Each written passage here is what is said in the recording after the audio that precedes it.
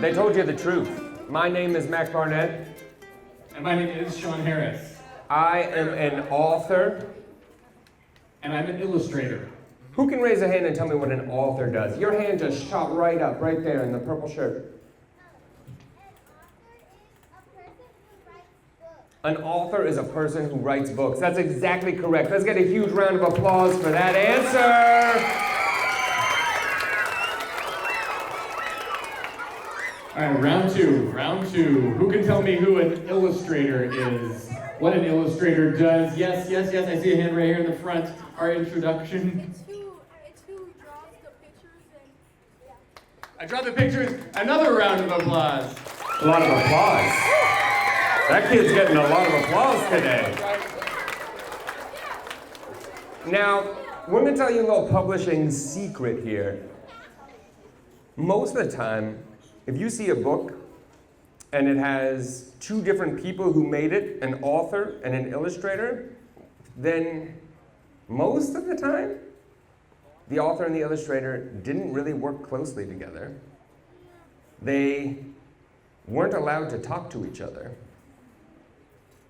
And they go their entire lives without even meeting. It's true. But we don't really work that way. It would be impossible for Sean and me to work that way because actually, we have been friends since we were 7 years old. You want to see a picture of us? That's us right there. Yeah, I know. Look at the yes. Isn't it so cute? Isn't it so cute? It's so cute. Yeah. I know you put me in front of the picture, and so they couldn't see how cute it was. Raise your hand if you think that picture is so cute. Okay, now raise your hand if you don't think the picture is so cute. It's okay, a couple of you, yeah, a few. Now raise your hand if you think the picture is so cute, but you were uncomfortable raising your hand to say that it was so cute. Good, you're welcome, it's fine. Now, ever since Sean and I first started being friends, we've loved to make stuff together. Comics and stories and videos and songs. But at the beginning of the pandemic in 2020, we couldn't get together and make stuff. And that's what we do all the time. So what we decided to do, we got on the phone, we were like, let's make something from our own houses. And we decided to make a live cartoon. And if you've never heard of live cartoons before, that's because we invented them. What we would do is every Saturday morning, we would wake up super early and we would get on Zoom, but instead of Sean's face being on Zoom, he'd flip the camera around and he would film his desk. And on my desk, there would be all these pictures that I drew of the characters that me and Mac made up the week before, and I would film them on Zoom, and while I was filming my drawings, we would make character voices, we would sing songs, and we would talk to each other as the characters. And every week, thousands of kids from around the world would tune in to watch the next installment of our 12-part science fiction epic. The First Cat in Space Ate Pizza! Pizza! And now, The First Cat in Space Ate Pizza is a 320-page, full-color graphic novel that just came out last week. Oh, man.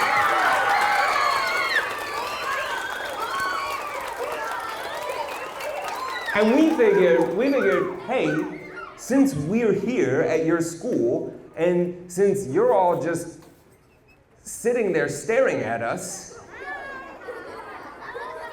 maybe we could read a little bit of this graphic novel to you out loud right now. All right. But there's a problem. Yeah. It's famously very difficult to read a graphic novel out loud. Because a graphic novel, has lots of tiny pictures on each page. There's no description. You have to look at the pictures to understand what's going on. All of the characters are talking, but how do you know which character is speaking if you can't see the pictures? It's a challenge.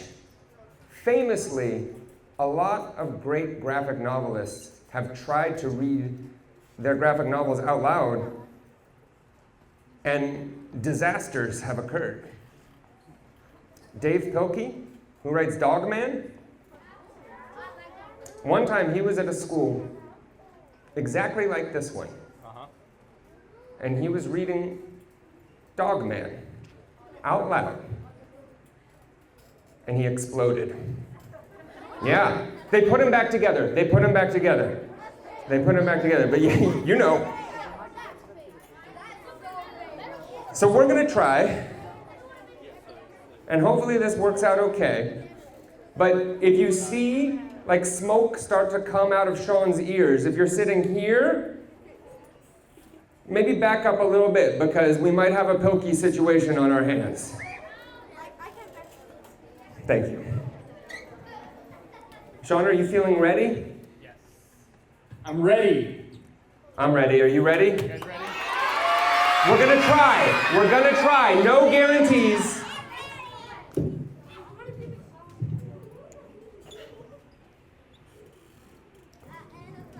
Here we go.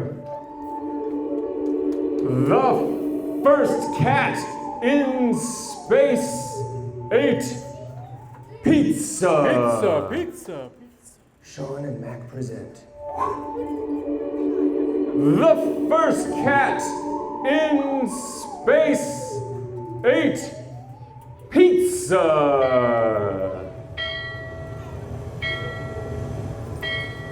Somewhere on Earth. Captain!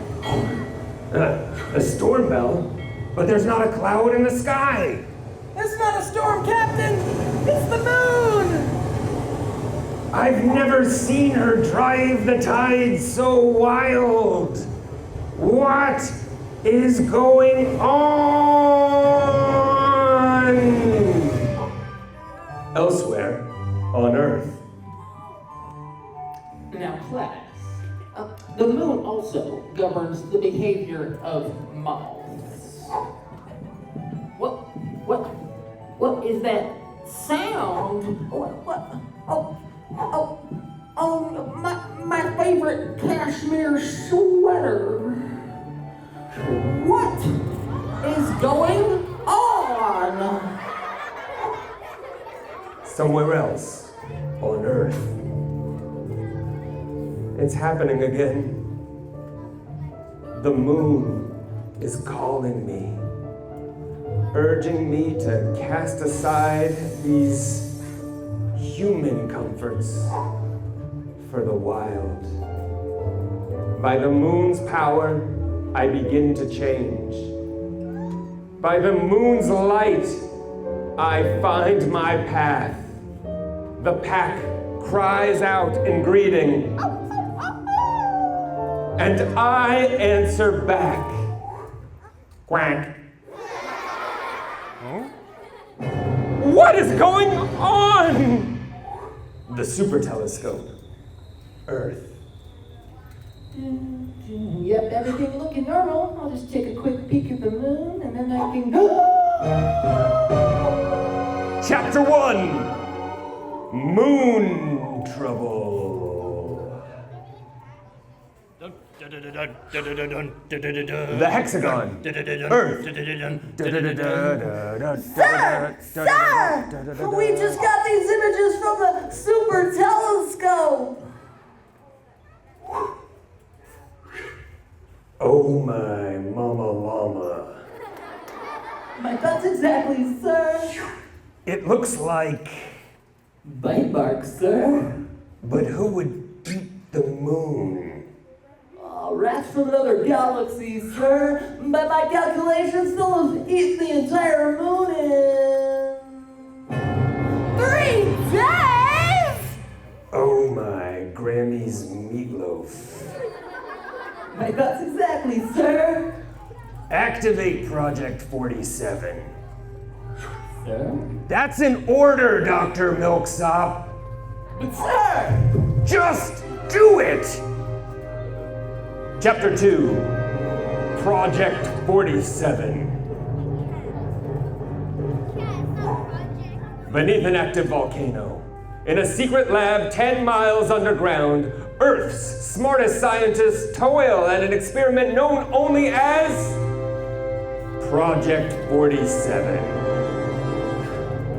Behind this blast-proof steel door lies the moon's savior and Earth's last hope.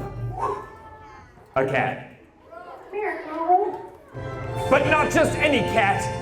With a brain enhanced by microchips and a suit upgraded with cybernetic biotechnology, this fantastic feline is a hero the likes of which the universe has never seen. Meow. Cadet, we need you to blast off for the moon and take care of those rats. Do you accept this mission?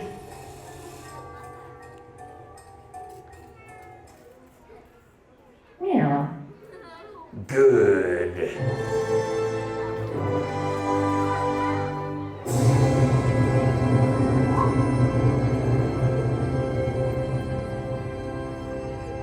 Ready for launch, Cadet? 10, 9, 8, 7 seconds later.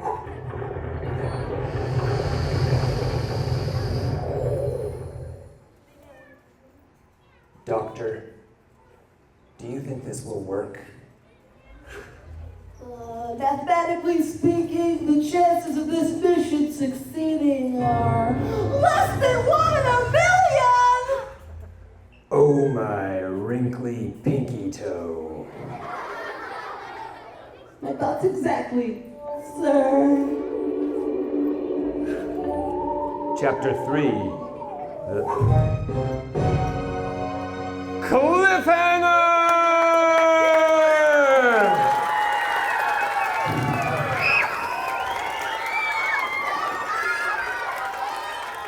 You know what's called that? That's what it's called when a story ends with like a sudden moment of suspense like that. It's called a cliffhanger ending. And it's called that because maybe you've seen this on TV sometimes. Like sometimes a guy will be hanging off the edge of a cliff and he's dangling above like an alligator pond down below him. And he's like grabbed onto the roots of a tree, but the roots start snapping one by one, and you're like, oh man, this guy's gonna get eaten by the piranhas. It's piranhas and alligators in the pond, but they don't eat each other because they're both so hungry for this guy. And then there's one root left, and it's getting thinner and thinner, and you're like, oh man, this guy's definitely going into the lava. It's a lava pond down below him, but it doesn't hurt the piranhas or the alligators because they have super metal exoskeletons because they're robot piranhas and robot alligators, and they're programmed just to eat this guy. And then that last root snaps and he starts to fall and you hear him scream, and then it goes to commercial. And then you find out you could be saving 15% or more on your car insurance.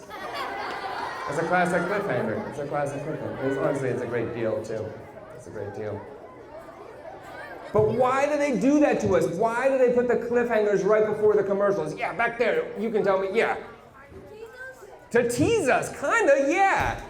But it's not just to mess with us, although it does mess with us, because they know we want to keep watching. Because that's how TV makes money, by making us watch commercials. But authors, we're not trying to sell anybody car insurance. Mostly we're not. One time Patricia Polacco tried to sell me some car insurance, and it's very awkward. But mostly we're not trying to do that. So why do we put cliffhangers in our stories? It's because all we want is for the readers to keep reading our books. If you want to be an author, you basically have to do two things. You have to figure out, what do you care about most in the world? Because whatever you care about most, the things you love about the world, or the things you feel like are so unfair, whatever you feel like is so hilarious or so sad, whatever gets a strong feeling out of you, that's what you write about. Then once you figure out what you care about, you have to figure out how to make other people care about the stuff you care about. And that's where you use the author's tricks, like cliffhangers or sensory details or just exciting things happening in your story, a good plot. That's why we do it, because we want people to be interested in what we have to say.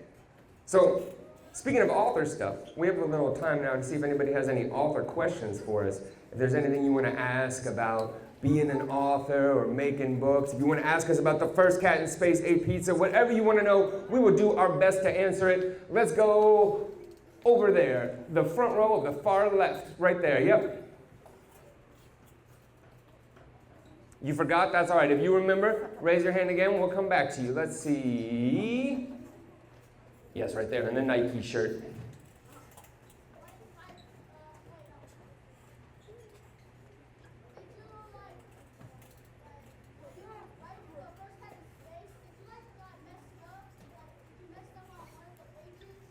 Yeah, that's a great question. So the question was, when we were working on this book, did we mess up? And the answer is yes, all the time. Authors and illustrators, professional authors and illustrators, we get stuck, we make mistakes, we spell words wrong, we mess up in all kinds of ways.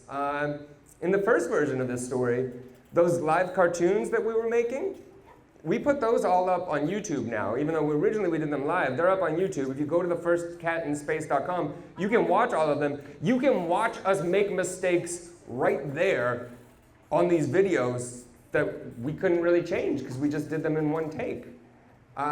Then, when it was time to make it into a book, what I did is I went back over the story to see which things I wanted to change, to fix, to take out, to add in. I revised it. Do you do revisions in school? Do you do like rough draft, second draft, third draft? So authors do that too, and the videos we made, they were sort of the rough draft of this story. Normally, you don't get to see an author or an illustrator's rough draft, but if you like this book and you want to see what our rough draft looks like and how it's different, you can check out the videos too. Yes? How long does it take to make a book? How long did it take us to make this one? Well, we started by doing 12 episodes, and we did one a week, so that was 12 weeks, which is about 3 months. And then Mac took those episodes and revised them and turned them into the script for a graphic novel. How long did that take, Mac? It took about 2 or 3 months. 2 or 3 months, so we're now at 6 months or so, 5 or 6 months. And then, when we had a script that was a graphic novel script, then I started doing sketches for that. That took me 2 or 3 months. And then I did my drawings. I did my drawings with pencil, with graphite for this graphic novel. And then that took about 3 months. And then I scanned those, and on my iPad, I colored my pencil drawings. And that took 2 or 3 months. So about a year. About a year. Yeah. All right, let's see. All right, yes. What made us want to become illustrators or authors? Well, I became an author for 3 reasons. 1, I love reading books. 2, I love telling stories. And 3, I love sleeping in really late in the morning. And authors get to do all 3 of those things every single day. I get to read books all the time. Ever since I was a kid, that's been my favorite thing to do. But now that I'm an author, it's the most important part of my job. The most important thing a writer does isn't write books, is read books. Because the more books you read, the better you get at becoming an author. I get to tell stories not just to people who can hear my voice, but to kids around the country and around the world. Sometimes your stories get translated into languages you can't even speak. That feels amazing. And you never have to set your alarm clock in the morning. That feels even more amazing. That feels even more amazing. Yes?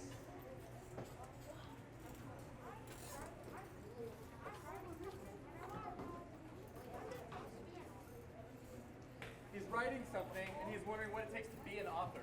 Honestly, what it takes to be an author is what you're already doing, which is to write something. And it seems really simple, but that can be the hardest part. You don't need any special degree to be an author. You don't need to be an adult to be an author. What you need to do is you need to sit down, think about your story, and write it from start to finish. And it seems like the easiest thing in the world, but it's still something I have trouble doing. But another cool thing though is that when you're stuck another part of the job is just reading a lot of books. So many of our ideas came from books that we read. And Mac has, 55 books out? I have 7, now 8 books out. And between the two of us, we read way more books than that were made by other people to make this graphic novel. When we decided we're going to make a graphic novel, we went to the library and checked out every graphic novel they had. And then we shared them with each other. And then we went to a different library and checked out every graphic novel they had.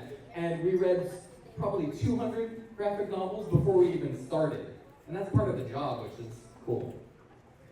All right, we'll take a few more. These are such good questions right there in the Good Vibes California shirt, because Sean and I are both from California. So you know we love those good vibes from California. Yes. How do we come up with the title of the book? Now, this is an interesting thing about this book. It's actually the opposite of the way that normally I work. Normally, the title is the last thing. But this time, we started with the title. We thought this title was so funny.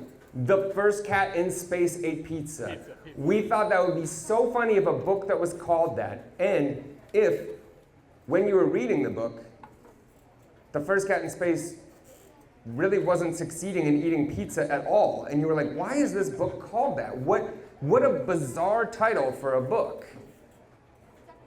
Does the first cat in space eat pizza successfully? You're gonna have to read it to find out. And the good news is, every single one of you is going to get a copy of this book with our autographs and a drawing of the first cat in space that Sean Harris did. Thanks to the San Antonio Book Festival. That's incredible. All right, we'll take a few more because these are so good. Yes? What awards have we won? Thank you so much for asking that question. So, here's a very exciting thing, is you know that like shiny metal that they put on the cover of picture books that means like this is the most excellent artwork that was done this year? Sean Harris just won a Caldecott honor. That's that sticker. He just won that.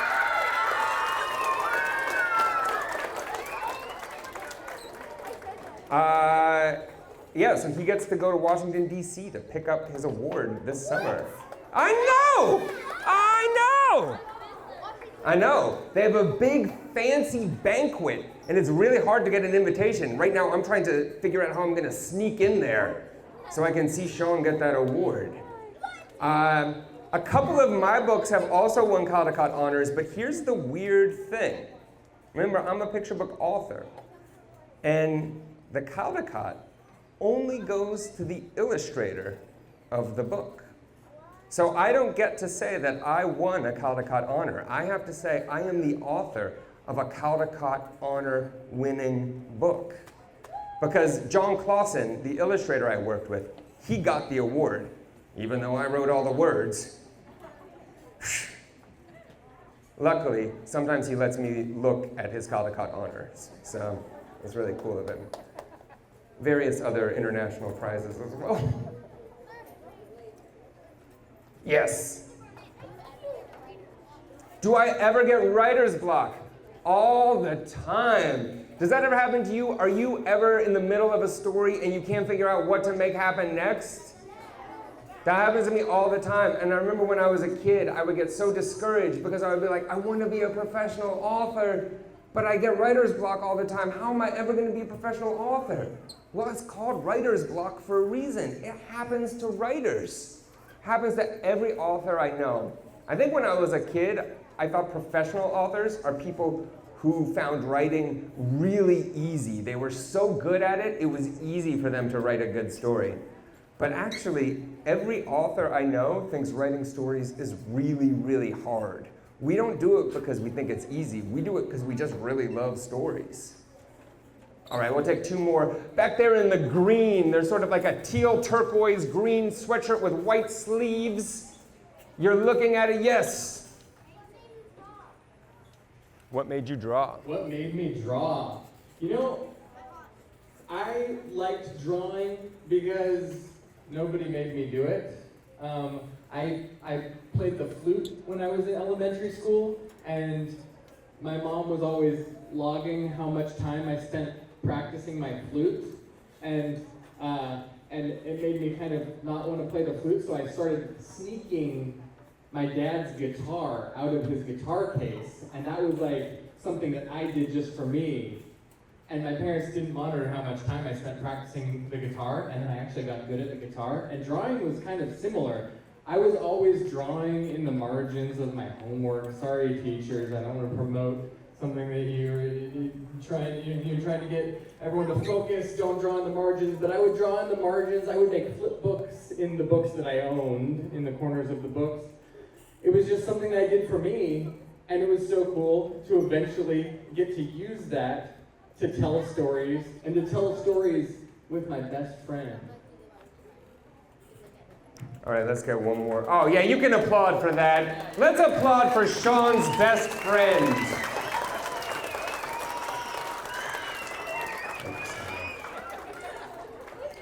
Right there. What inspired me to be a writer? You know, I've just always loved books so much. Ever since I was a kid. I just love being around books, reading books, holding books, touching books. I even like to smell books. Some of you were like, whoa, this guy has gone too far. But some of you know what I'm talking about. That good book smell. But mostly, I love to tell stories out loud. That's my favorite thing to do, to be like with all of you sharing stories together. Maybe, before we go, can we read you one more chapter of The First Cat in Space, Lisa? All right, we'll do that.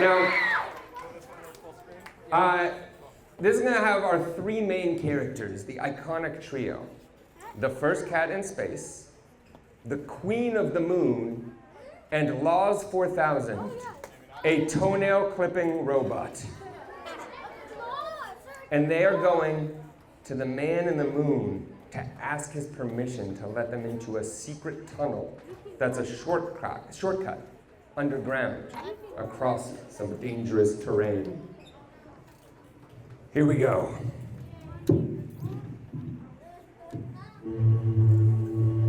Chapter 5,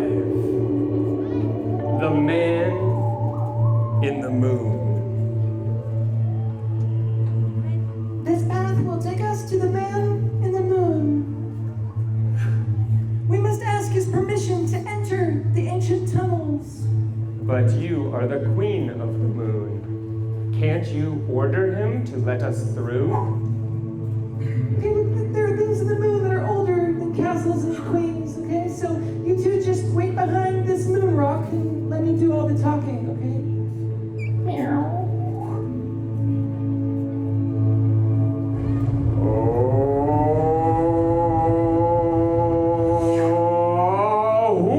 Disturbs my slumber. Oh, revered one, it is I, the Queen of the Moon, come to ask of you a boon. A boon? Yeah, you know, like a favor. What do you ask? I seek the paths you guard so I may pass beneath the land of frost through the realm of the old ones. For an army of rats has arrived from another galaxy intent on devouring our home. I must reach the dark side of the moon fast. Oh, and I brought an offering, a basket of glump-foozles. Glump-foozles? What kind of glump-foozles? The fuzzy round ones. I do not like that kind. I like the long yellow ones. I think he means bananas. Who stands concealed behind that stone? I am Laws 4000. You may call me Laws. I am a... Okay, because that one's a toenail robot. But this is the first cat in space. Meow. Oh,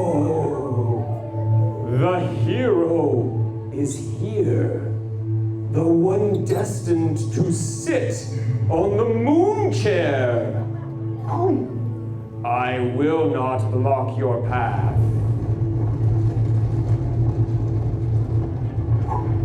The fate of the moon rests in your hands. And pause.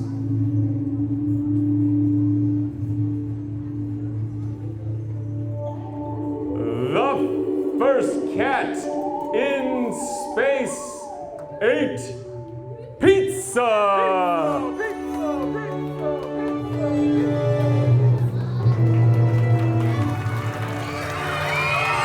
Thank you so much. We did it! Thank you. Thank you so much.